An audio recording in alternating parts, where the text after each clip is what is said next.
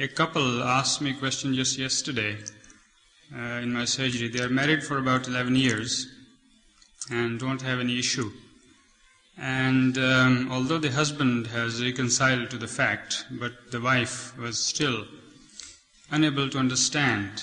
And her question was that apparently it seems, na'uzubillah, unfair on the part of God Almighty that He gives children to those who have no means of bringing them up or lack of food and other facilities, whereas those couples who are provided plentiful to bring up children, they are devoid of this blessing. Why is it so, sir? It is not so. It is not so.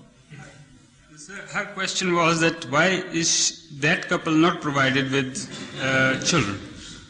Well, that is a particular case. Maybe they are responsible. There is misbehavior in the past, misconduct of free, lifestyle, as you find here, promiscuous lifestyle. All these factors are responsible for these things, When you are permitted to enjoy life freely without the bondage and responsibility of marriage, then you automatically go into family planning for reasons other than the food shortage. And when you do that, it so happens that after a certain age, when a woman persists in family planning, she becomes sterile. And this is why whenever married couples come to see me, I tell them to go soon for the first child. Don't wait long. Just for the sake of freedom and enjoying life for a few years, sometimes they commit this error. The result is that ultimately they are left sterile. And this I observed after, applying, I observed after meeting so many couples, In Germany particularly, I came across so many couples who couldn't produce children, and I'm really surprised why the incidence is so high in Germany. But in each case I discussed the matter, and mostly I was shocked to learn that those couples who were suffering from this, except, of course, there are a few exceptions, but generally they had intentionally practiced family planning in the beginning. And ultimately they were deprived of that capability to produce children. So, sometimes some operations are carried out, sometimes some medicinal treatment is applied, and all these things have their damaging effects.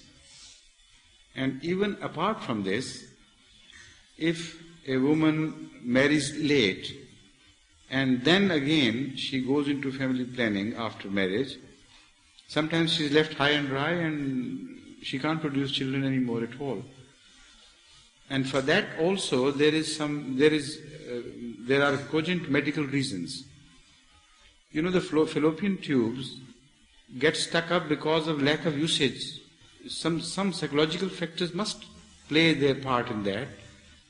When the normal recourse to conjugation is had, and the effect, the net result for which the whole system is created is not permitted to develop. When artificial barriers are created in the way, and the machinery that God has provided us is not permitted to go full circle, the result is, as I expect it should be, that those organs which come into semi-place but not full play, they become stale, and fat deposits begin to appear in that very fine tubes, ultimately blocking them.